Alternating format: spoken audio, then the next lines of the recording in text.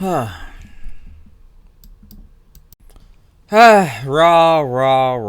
Monday Night Raw. What do I have to say about Monday Night Raw tonight, eh? What do I have to say about this show? Could it go somewhere after what happened, last night with, Stomping Grounds, which in a way, you think about it, they pulled off some miracle of a pay-per-view. Most of it, I would say. I still said the first half was good and second half went bad, but could they recover after what happened on last night?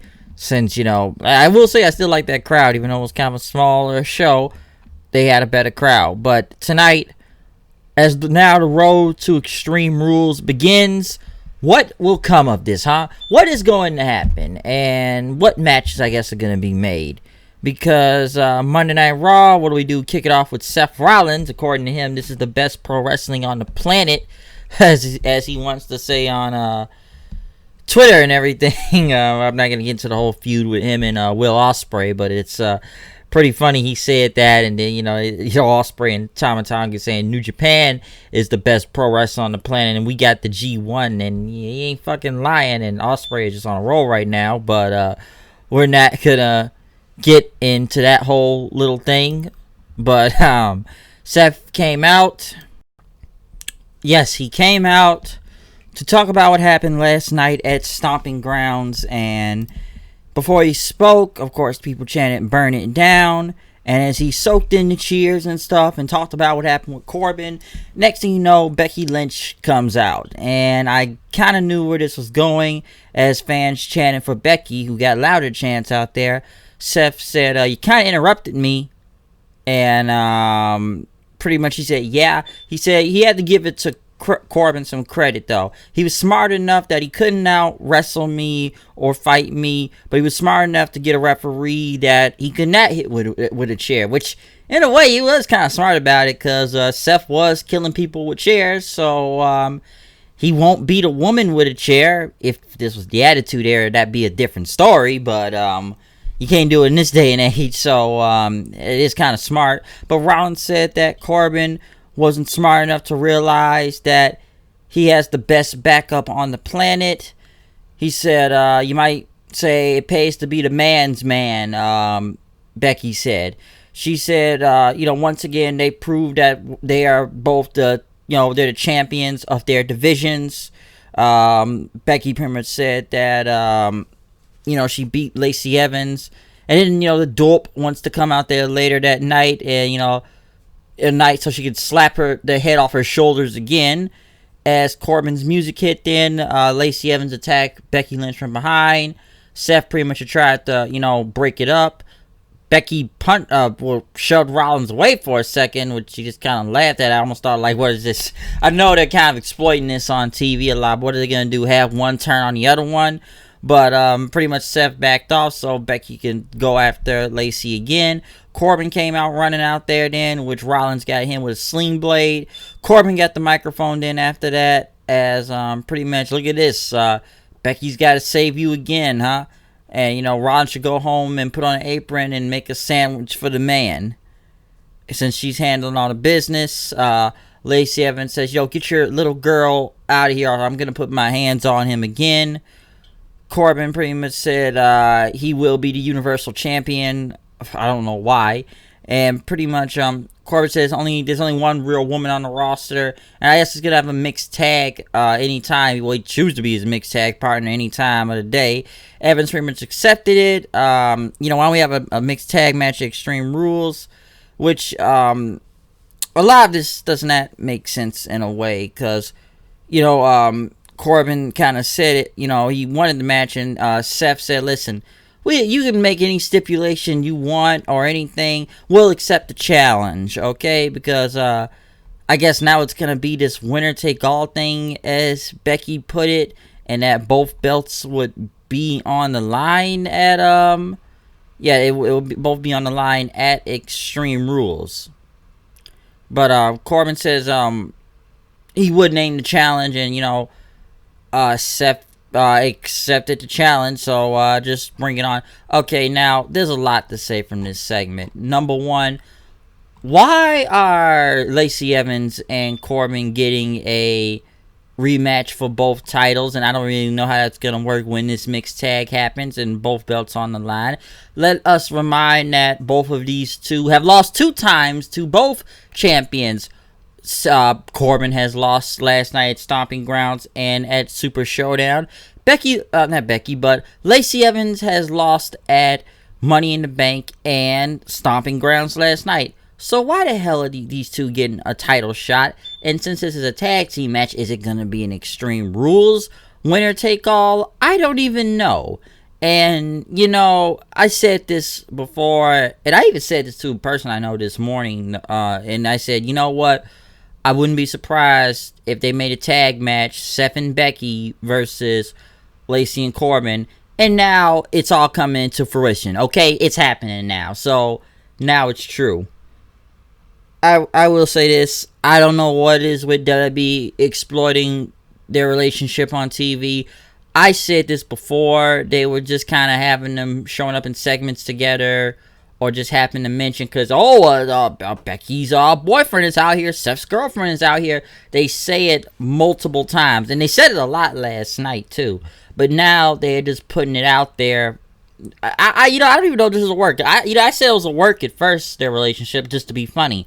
But now I'm sitting there kind of wondering now, where is this going here? Because even people say you can look back at last night's show, kind of, after the match, they said, Seth and Becky looked very uncomfortable doing this. And don't get me wrong, WWE has done this stuff before, exploiting people's relationships on there. Because what they done with, Rusev and Lana, I believe, at one point. Cena and Nikki Bella, which that just went to the shits, and we all know where that is at right now. I believe many people they've done with. Yeah, I believe there's many people they've done this with, though. Probably Edge and Lita, I guess, or I don't know, Matt Hardy, if you want to go on that whole thing. But listen, I don't know where this is going. I don't know why these two are facing them. I just look at this whole thing of how they, just using their relationship to book an angle for this. I don't know how this is really going to work, especially going to Extreme Rules in a mixed tag match again. I don't know if one person gets pinned and, that person wins both the belts. I don't know, okay? But personally, I don't think anybody wants to see a mixed tag match. I think they'd rather just give these two some other single opponents, okay? Listen, I don't know what the fuck Corbin's doing to get this many title shots, or just being just like a main vocal part of the show. I said it before that the guy is not ready for main event time with the title, and it already shows, but they are pushing him to the moon. Same thing that goes with Evans too. They are pushing her like crazy, because I'm like, do you not have a roster? Do you not have different opponents? Can they face someone different than these two? But now it's a mixed tag match, and we have to talk about their relationship on TV more and more, and just show more of it every week. So that's kind of the beginning of Monday Night Raw there, folks. And as they hype more matches tonight, an 8-man tag, wild card rules, and I guess teams count as one. But the Usos and the New Day went against Daniel Bryan, Rowan, and the Revival.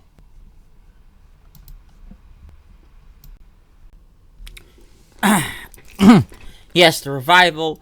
What is there to say from this? Of course, Daniel Bryan was still over in general.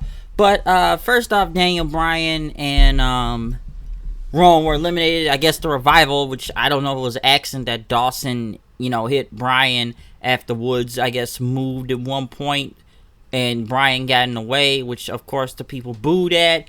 And, after that happened, the New Day was taken out by the Revival with a shatter machine from the top rope on Woods, which now they had to restart the match. So, to what I'm hearing is that I don't think they like the wrestling matches during commercial breaks now. So, I guess they restarted the match, and when the commercial ends, the match will continue.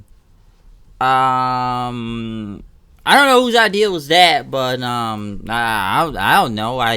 I guess they just don't want people missing the matches then, I guess, during commercial.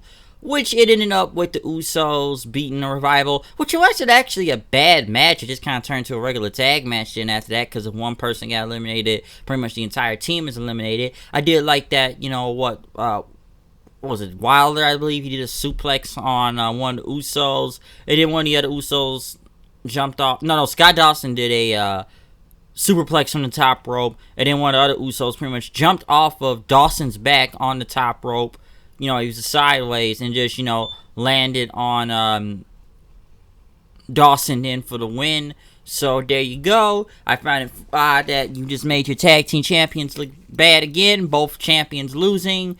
But this was an elimination match, so I don't know. But then again, Bryan and Rowan retained. So, hey, that's wild card, folks. They're on Raw tonight. So there you go. Next thing you know, I guess they have Braun Strowman and Bobby Lashley going to be in a tug of war tonight. What was the few weeks ago? It was an arm wrestling contest. Now it's a tug of war. Where the hell is this going? And they got Strowman pulling a semi-truck now. Listen, I've seen Mark Henry do that shit years ago. And I think it was 2 semi-trucks he did. So, that motherfucker's stronger than you then, if I'm not mistaken. I think it was 2 semi-trucks. But he was pulling one, though. And, they got Bobby Lashley pulling some pole, which he ended up breaking the rope then. So, it was legitimately going to be a tug of war. Miz TV happened. One thing to mention, if you look in the background, when you see Miz walk into the ring, you can see Abby the Witch from the Firefly Funhouse in the background popping her head out. By the way, there was no Firefly Funhouse tonight. And we're going to end the whole Bray Wyatt's puppets thing. It's not a lot to talk on from that, but you got to pay really close attention and look in the background. When you see these backstage segments of someone walking, you see a puppet, and you saw one of Bray Wyatt's puppets tonight, the first one, Abby the Witch. So I think we may be getting done with I guess we're done with the Firefly Funhouses, and I think we're getting closer and closer for him to debut in the ring. That's what I'm seeing. I could be wrong, but that's got to be the most logical choice from this. It's got to be. Next thing you know, Miz was out here to introduce R-Truth and Carmella for the 24/7 title, which I will say R-Truth is over. Say what you want about Truth. Motherfucker's over. Can't lie. People are chanting his name out there. I can't say nothing bad about that. But yeah, Truth though. He's probably one of the most over people here though. He's over. Can't lie about that. And he talked about, I guess he won the title last, was it Saturday or Friday? He won it from Rockstar Spud, Drake Maverick, whatever you want to call him. His wedding and pretty much all the places where this whole title's been defended. And pretty much, Truth holding that 7-Eleven 48-hour title. I don't know if he's going to get whatever he's getting with it. Maybe a hot dog or a Slurpee or something. But I do like he calls it the 7-Eleven title though. But Truth said, I can't go to the grocery store. I can't go to no picnics. This title ruining my life. I just even go to no weddings. I got WWE superstars showing up at my house, or my crib, or whatever. Pretty much, what you had to explain, Miz, that. I'm sure you didn't know. Maybe, I don't know. He said the police pretty much been telling him that, at his door saying his car was on fire. But, he too smart to believe that, because 12 was probably lied to his ass. So, I'm sure some people saying right now, fuck 12 and fuck the police if you want to go with that. Because he knew they were lying to him so they can try to get that championship from him. But since Truth can't go nowhere, next thing you know, Rockstar Spud, who was kind of, I believe, still wearing the same suit he wore at his wedding, but like his tie was tied around his head. Pretty much, he was mad about what happened, and he was still in his wedding suit, and pretty much says his wife won't talk to him or go on a honeymoon with him. They said they haven't even, consummated the marriage. Fiber is good for that, Truth said. I don't know what that means. I'm assuming that they have not fucked each other, since their wedding night, I guess. They haven't done it since they got married. I don't know. I'm going to assume that's what consumpted mean. I don't know what the word means. I have to go look it up in a dictionary. In fact, Alexa, what does consumpted mean? No, what does consummated mean? Consumptive is usually defined as tending to consume, destructive, wasteful. As a noun, consumptive is usually defined as a person who suffers from tuberculosis. For more... Okay. Alexa, what does consummated mean? Here's something I found on Wikipedia. Cotton is a soft. Okay, that's enough. That's Alexa. Stop. Just fucking stop. Alexa, stop. Shit. But yeah, I'm sorry about that. But moving on from that, pretty much Truth said, constipation, it's not good, which the fans chanted. Excuse me. Which the fans started chanting constipated then. I thought that was pretty funny. They chanted constipated. And Spud pretty much asked Truth for a title shot. Miz pretty much got something from his earpiece saying that no one will be allowed to interfere in this match. That it will, be a match right now. Truth says match is going to be on with Hornswoggle. Hornswoggle. Pretty much immediately as they come back from commercial, Maverick tried to attack Truth, but Truth pretty much hitting him with I think it was like a pay dirt or something, and won the match. Next thing you know, the usual suspects, Lucha House Party, Titus O'Neil, Noah Jose, Cedric Alexander, which I just hate saying he's part of that whole thing. I don't want to call him a jobber with those guys, but he's the only one I'm not going to say this guy deserves better. I'm going to say something back to 205 live now at this point, maybe NXT. And pretty much he ran out. They all ran after Truth, which he got out of there then as he carried Carmella on his back. Spud, who just looked really sad then, as Caruso said, listen, we know you're on a hard time right now, but what do you have to say? Pretty much he walked out, his fans chanting, nah, nah, nah, nah, hey, hey, hey, goodbye. They did that whole thing, so I actually thought it was pretty funny with the whole Truth thing. No, I will say that. I don't know where it's going to keep going with Spud, but we'll see where this is going. Corbin and Evans was in the back as they wanted those titles, saying that they could be the new power couple of WWE. Shane McMahon and Drew McIntyre are out there for the handicap match as Mike Rome did the best in the world, and that this was a 2-on-1 match, that he wanted to make sure of that. Pretty much Reigns came out, he punched Shane, McIntyre attacked him. Shane and McIntyre ended up getting the upper hand, throwing the ringside steps at him, throw him into the barricade, onto the steps. McIntyre pretty much, hit him with the a spear as Shane did, and then a Claymore kick. And I think they did 2 of those, by the way. But before Shane was about to do a coast to coast, the gong hit. Next thing you know, the lights go out. Undertaker shows up. And I'm just, and the crowd went nuts for this, okay? This was a big surprise. I don't think anybody saw it coming. Just holy shit chants, Undertaker chants. Undertaker just start clearing the ring, one-handed chokeslam on Shane McMahon, punching the hell out of McIntyre, big boot on McIntyre, clotheslining both men out of the ring. He did his pose, his music played, so I don't know why the fuck Undertaker is here. This is like random as hell, because why in God's name did he help Roman Reigns? Roman Reigns was the guy that put him out of commission to begin with a couple years ago at WrestleMania. It's random, really, because I'm like, Undertaker's now in this feud. Like, come on, I don't think we want to see this, but it's so random that it doesn't make sense. I'm just surprised Taker's back already and he didn't show up all the way till probably the next Saudi Arabia event or WrestleMania by next year, or maybe SummerSlam. But the fact that he was just here on Raw, it was a nice surprise. I didn't see it coming. Taker was kicking ass, so I'm not mad at that, but why would he be the one to help Roman Reigns, though? And someone brought this up to me tonight, my friend on Snapchat. He pretty much said that, well, why didn't Seth come out there? And I said, well, he had to help Becky. They got a team together. And he pretty much told me, bros over hoes. Well, he ain't lying. Your brother didn't come help you. What happened to the Shield, man? I know one went to AEW, but you ain't gonna help your boy out. That's your boy, right? Ain't gonna help your boy as he's getting his ass kicked. But the Undertaker comes out, though. So the fact that Taker was just even here tonight was just, it was surprising, man. Where were they at? Everett, Washington, I believe. So I guess the crowd got a nice surprise there seeing Undertaker tonight. So that was just something I don't think anybody it was just insane. And now at Extreme Rules, it will be Undertaker and Roman Reigns versus Drew McIntyre and Shane McMahon. I do not even want to see Reigns face these two again, just because this is almost pretty much another rematch. But now that the Undertaker is involved, I don't really know where this is going. I honestly don't know, okay? Because it was just random. I don't think anybody saw it coming. It just kind of had to go with that. And my phone is ringing, isn't it? Yo. Yeah.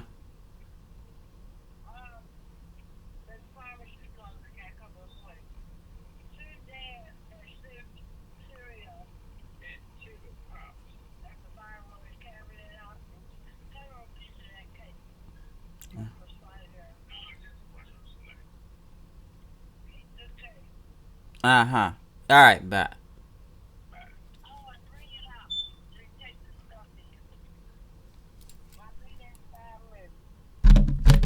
But, yes, Undertaker, I just don't think anybody saw it coming, alright? Nothing, just, I don't know what you can really take from that. He was just there. Do I believe this is a way of getting a ratings boost? Most likely, yes. I think a lot of people see that just because he came from out of nowhere, so the rating should rise. But the fact that this is a tag team match now at Extreme Rules, I don't really know what to either like or hate this. I don't know. So this is a little bit strange, to be honest. So we'll see what happens with this. But yes, pretty much moving on from that. We do this tug of war thing with Strowman and Bobby Lashley. Why is this even a thing? Which they really had a whole tug of war thing set up. Lashley ended up pulling Strowman to the edge, but like Strowman played possum. Pulled Lashley into him. Lashley started attacking him then. The bell rang. Lashley pretty much, he wrapped the rope over Strowman's face and kept pulling on it. And I guess, damaging his eyes, I guess. Lashley had charged at Strowman, but Strowman knocked him down. Lashley immediately got back up, hit him like some running knee to the back. So, it's just something to go into Extreme Rules. Like, what kind? Are they gonna have Extreme Rules match? What the hell is this supposed to be? I guess it's two giants beating the fuck out of each other, but where is this going? I got no clue, because now this is making literally no sense to me. So I don't know what the plan is, or what the idea is of Strowman and Lashley. Strowman, he's just, I don't even know what to say about him no more. They killed him. Lashley was just dead a long time ago, with or without Leo Rush, I feel like, even though Rush, I guess, was going somewhere with him. But, there's no clue on the whereabouts about him nowadays. So, I just don't know, man. Sometimes I just wish Lashley never would have left Impact. But, yeah, I just don't know what they're doing with these two. AJ Styles is getting ready for an interview into the back until, talking about it was his first day back with injury, but he was going to talk about his rehab, but Caruso cut him off and said, we only want to talk about your match at Ricochet. Get to the point. As pretty much AJ said, he wanted to face the best around here, and he wants the best to offer. Next, no way Jose's music keeps playing. AJ was distracted. He pretty much was tired of it, went to the conga line where Gallows and Anderson were, and he's just like, what is wrong with you guys, huh? You guys got a match against the Viking Raiders, right? And it's like they didn't care, and says, listen, you guys lost last week. What happened to the guys I knew in Japan? Which, we can't talk about what club they're in or what company in Japan where they were. What happened to the guys that came in with me that they were going to take over this place? I don't know about take over, maybe you. Or the guys that were the Raw Tag Champions, Transitional Champions. And pretty much, Gallows and Anderson said, yeah, we're going to prove you wrong, saying that AJ was a chatterbox. Pretty much almost they didn't want to hear what they have to say, so at least this is continuing. AJ trying to light a fire in these guys or something, since they just gotten too complacent and lazy and want to be funny around here, that AJ pretty much is the only one around here with the most success anyway. So, I guess, get your shit together and do something right. The Viking Raiders end up going against Gallows and Anderson. It was alright, I will say that, even though they kind of got the upper hand at one point. Viking Raiders pretty much, reversed it. Got him with the Viking experience on Anderson for the win, as they were pissed in after that. Nikki Cross was apologizing to Alexa Bliss about what happened, that she saw red, she lost control, and everything. But Bliss said, you got motivation and everything, and, you know, Bailey tried to do a good job of manipulating people, but Nikki said she was going to go find a rematch, a way to get a rematch, and they were going to come up with a plan. Bliss kept looking at her, but Cross said she got the message and left. And she ended up talking to Natalya and Naomi, which they tried to warn her about Bliss, but Bliss came in, calling Naomi like a, Bumblebee, Neon Bailey? No, Neon Bailey, and said that's Miss Neon to you. I thought she said Bumblebee at one point. I don't think it was the same Bumblebee gear, but Neon. And Naomi said, you're going to get some of this glow tonight. Mojo Rawley and Heath Slater were in the ring for something. I could give two shits about any of those two, especially Mojo. Truth pretty much jumped over the barricade. Next thing you know, he's getting chased again. Slater hit the Sweetness, I think his finisher was. I'm surprised I didn't remember that. He ended up winning the 24/7 title. He tried to get away as EC3 and Mojo ran into each other. He went back into the ring. Truth hit him with the what's up, I believe. I don't know why I called it pay dirt earlier now. He won. Cedric hopped in. Lumbar check. He won. He tried to escape. Once again, Mojo Rawley. EC3 hits him with the 1%er. He wins the championship, but Carmella takes the belt from him. Truth rolls him up, and now R-Truth is a 9-time 24/7 championship. So we see more silliness from this. I do believe some of these things are funny, but the fact that Truth has now won the title 3 times in a row, he is a 9-time champion, and hey, he'll probably be up there at Ric Flair status soon enough. And he's probably about to beat Charlotte's reign. For all I know what's going on from this.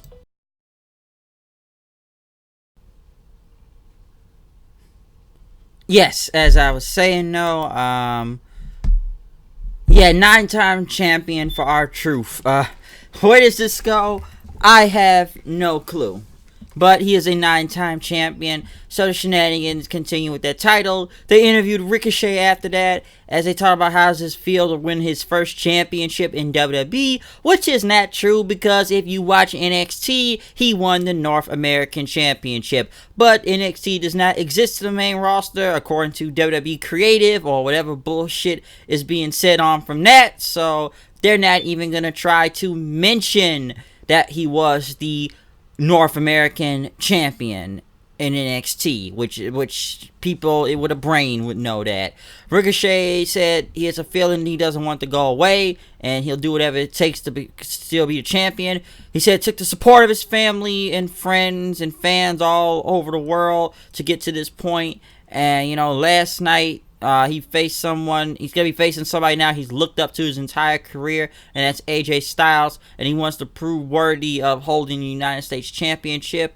Kofi Kingston was backstage, I guess, getting pancakes. If you look in the background, once again, one of the Wyatt puppets show up, which is the last one for the night. But Mercy, the Buzzard, was back there.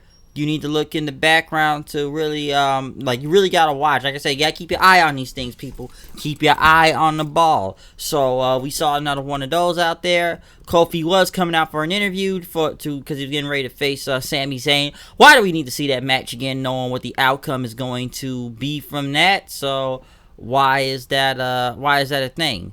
And as he was interviewing by Caruso, he pretty much, he was about to talk about it until Sami Zayn and Kevin Owens came out.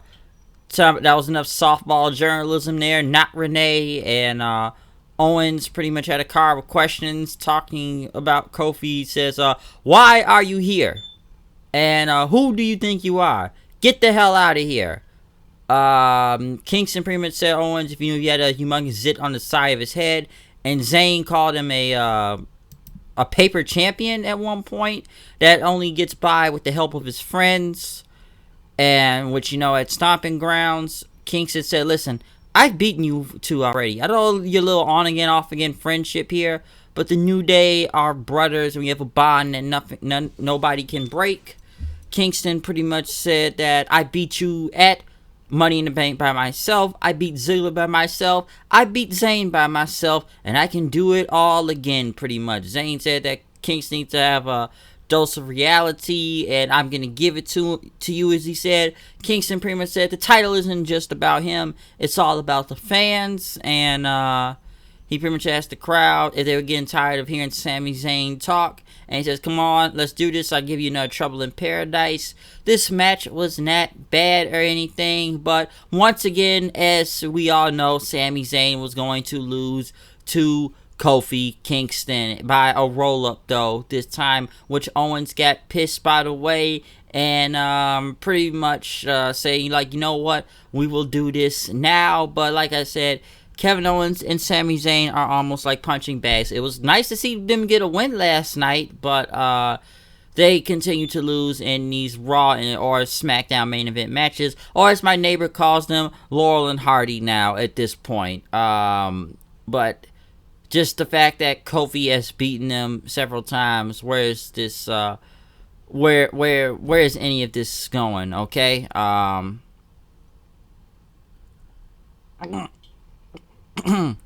Which I don't think they even mentioned that cage match that much. But pretty much then Kevin Owens faced them. Not much to say from this match too. By the way, at least shout out to the guy that had the Wrestling Soup sign out there. I like that show. Wrestling Soup's fun to listen to. Him and Joey Numbers. I've listened to these guys for years. So whoever that super fan was out there and the Roman Drapes, he was bringing the Wrestling Soup signs tonight. But this match ended in count out, so I guess it protects the Owens in a way. He still lost. He took a SOS on the hard ramp there, and Kofi won, so there you go. Next you know, Samoa Joe attacked him and hit a Coquina clutched in, and hit him with a very tough looking Uranagi onto the ground, taking him out. Now, listen, I know they got Samoa Joe going for the WWE title now, even though he's on Monday Night Raw. Listen, I'm not going to get into this whole wild card thing, because nothing makes sense anymore. Just put everybody on the same show at this point. But the fact that, listen, Samoa Joe's not going to win this. In a perfect world, maybe he'd win. But then again, the last time he faced for the WWE title, most of it was stalking AJ Styles' family and his wife most of the time, which they had at least good matches for that title. I wouldn't say spectacular to great, but they had good matches, not on the level as their TNA days. But Joe just lost the US title last night, right? How the fuck is he getting a WWE title shot? Someone please explain that to me now. Oh, he just lost that, even though I'm not getting into the whole US title controversy. How he got it in the beginning and then lose it to Ricochet. But I feel like he's just gonna lose again. Don't get me wrong, listen, he's better than Ziggler, I'll give him that. He's somewhat of a more credible champion, but even some people call him Bray Wyatt at this point. He talks the most, he can talk the greatest promo in the world and talk the most shit, but if you can't back that up by fucking wins, it's not gonna help you out. Cause that happened with Bray Wyatt at one point. He can say all the shit he says and make his promo sound cool, and this man was a WWE champion at one point there, two people, but he lost all the time, okay? And that's what Samoa Joe is, in a way, I feel like, at this point. Now, if he beats Kofi Kingston, I'd be surprised if that fucking happened, but I don't know what to really say from this, because you lost to Ricochet last night for the US title, and you're on Raw, but you're facing a SmackDown champion. Think about that shit. Think about it, people. Don't make no sense. Okay? So, what do you gonna go off from this with Samoa Joe, huh? So, personally, I would have put Randy Orton against Kofi Kingston. I'd be a little bit more interested, but I don't know, man. We'll see what happens with this Joe and Kingston thing, but it's just I've seen Joe do these things many times, and he just ends up losing in the end. So that's why. Alexa Bliss went against Naomi in a minute? Who gives a shit? DDT. Next thing you know, Nikki Cross got involved because she got baseball slide. Naomi came for the save because the Bliss kept attacking. There's not much to say from this other than Cross kind of looking crazy at one point, going back into crazy Nikki, attacking Natalya, hitting him with a neck breaker, and then Bliss hit the,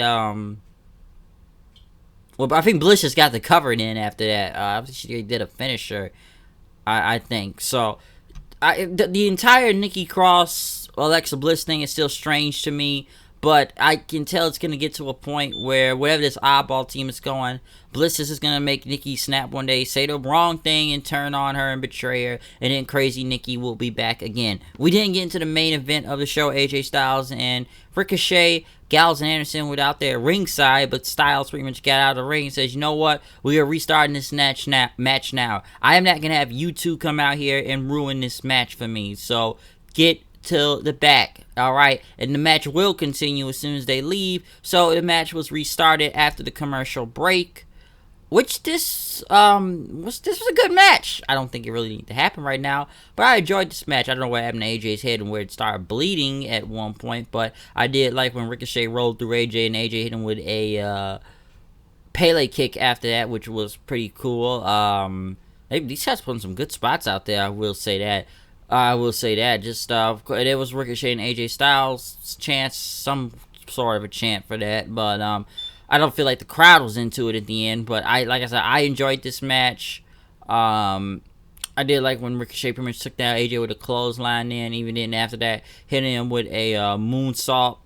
Then AJ Styles. Not AJ Styles, but Ricochet's pretty much about to do 630. He did the 630. AJ dodged.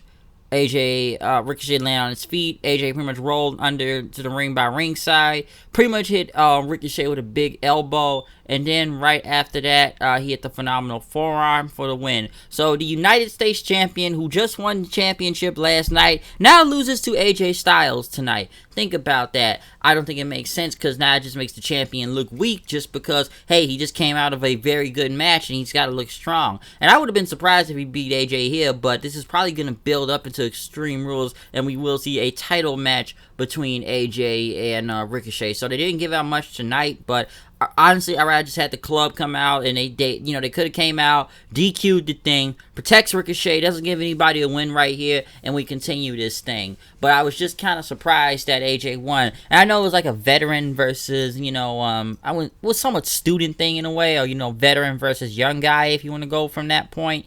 And, AJ pretty much, helped Ricochet up, gave him the title, and they hugged right after that and shook hands. But I would have been more surprised. I was surprised AJ won clean. It wasn't even by a DQ or just any dirty win. And I almost thought AJ was about to turn on Ricochet right there when he was holding his arm up and stuff. But I just kind of found it odd that, the champion is just losing the night after he just won the show, the one on the show last night. Okay, so that's your main event. As for the overall show itself, can I sit and flat out here say it sucked? Not all the way. Did I like some things that were going on? Yes, I did like some things that were going on this show. I will say Undertaker was a big surprise. I can go on a limb and say that. You could disagree with me on whatever you want to go from there. I do like wherever this AJ and Club thing is going. I like the match with Ricochet, but I just don't know if... I don't think Ricochet should be losing matches right now after he just won the championship literally the night before here, people, okay? So that didn't make sense. I will say I do laugh at some of the 24/7 stuff, so I do think some of that is funny with R-Truth. Motherfucker's over, though, okay? If they chant his name, they even chanted Constipated, he is over, okay? He's over. The Becky and Seth thing, no, I just don't know where this is going. We know this is kind of exploiting a lot of their relationship, and now this is an angle. But the fact that you have Corbin and Lacey again, and you don't have any other people than the waiter and this motherfucker that was just botching the hell out last night, that Becky had to call the entire match. I'm sure that's gonna end up as a whole episode on Botchamania there, people. So there you go on that. Why are we sending these two? And they've lost. What gives them any right? And they're like, oh, we'll accept the challenge. We're gonna make a challenge. Mixed tag match at Extreme Rules. Why the fuck is this happening? I don't know. Creative, idiotic shit. Vince, I don't know who to blame at this point. There's several motherfuckers you can go off on that. But I'm not going to get into that right now. It just doesn't make sense. And other than the silly shit from that, I don't know. I didn't know how many wild cards on here, so I'm not going to get into that. I'm sick of seeing Kofi versus Sami Zayn and just making him and Kevin Owens look like fucking morons almost every other week. Because that's what it is. They end up losing, so there you go. Joe, it was a good beat now, but I just don't see him winning. I'd be surprised if Samoa Joe won, but the guy is just booked to lose every other time. And the fact that he just lost the U.S. title and somehow is getting a WWE title shot now is beyond me, okay? And the motherfucker's on Raw, but we're not trying to make sense of who's on what show anymore unless you know by the graphics. You will know who is on which show of anymore, okay? So that's what I can really say about Raw. Like, it wasn't horrible, I would say that, and the crowd wasn't bad out there in Washington, and Bryan was super over as usual. Don't get me wrong, 3 hours is long as whatever, but somehow, some way, there's stuff to shit on, and there's a few things to like. That's my opinion of the show, okay? But what do you tell me? What is different about this damn show to you? Did you like it? Did you hate it? Did you think it was shit? Did you think it was good on Monday Night Raw tonight? Or did you even think this was good in Stomping Grounds, or whatever you want to call that show last night? Go check out my review right now, which is online. My Stomping Grounds review, please check that out. But I'm going to be done with this Monday Night Raw review from here. So comment, subscribe, follow me on Twitter at HoodedKnight890. Whatever I said from that, there you go. So I'm gonna go roll from here. I'm out of here. See you guys later. Peace out. I'm probably gonna go, I don't know, play some GTA or something. Or I think I'm gonna play some GTA. Yeah, maybe GTA. No, fuck that. I'm gonna go back and play Kingdom Hearts, or maybe whatever game. I'm not getting into the whole game thing right now. It's trying to see what I'm gonna play right now. Okay, but I'm out of here. I will see you guys later. Peace out. See you tomorrow night. SmackDown review done.